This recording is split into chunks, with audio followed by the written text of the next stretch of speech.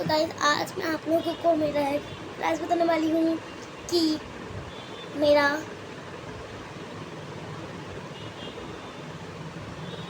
Mother tongue Bangla.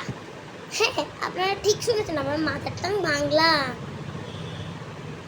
হ্যাঁ হ্যাঁ হ্যাঁ, আপনাদের বিশ্বাস না হলে আপনাদেরকে পড়ে শোনাচ্ছি।